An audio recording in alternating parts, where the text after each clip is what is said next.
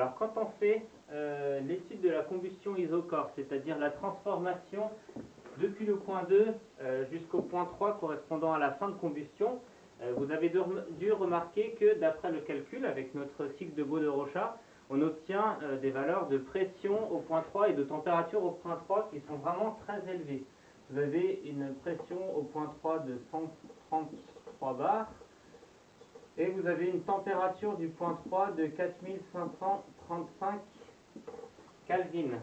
Ça paraît gigantesque en fait si vous le tracez ensuite sur le diagramme indiqué. Alors vous l'avez à l'échelle dans le corrigé qui vous est proposé sur Chamilo.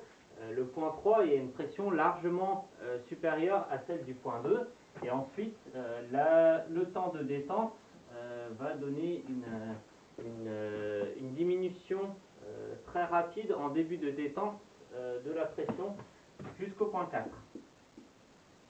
Alors il y a des choses un peu perturbantes pour un moteur de voir ce genre de choses. Déjà, comment notre moteur peut mécaniquement tenir des pressions si élevées et aussi comment obtenir des températures si élevées.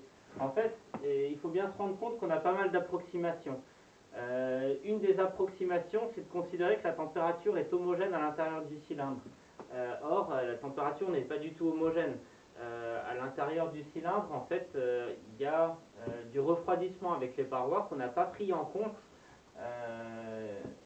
dans le cadre de ces modélisations théoriques qui font que le fluide qui est à proximité des parois est beaucoup plus froid que celui qu'on va trouver dans le cœur.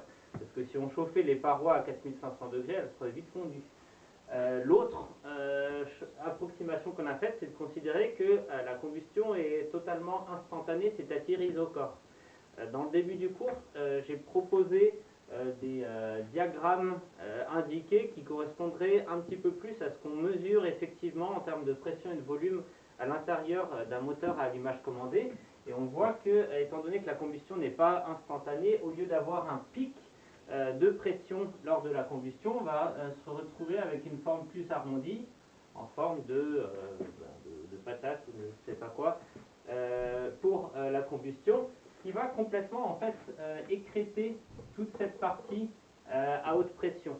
Et dans un cycle réel, la pression, de même que la température, en fait, ce pic de pression et de température vont être complètement écrêtés en fin de combustion et en début de détente, étant donné que les deux phénomènes vont avoir lieu un petit peu conjointement.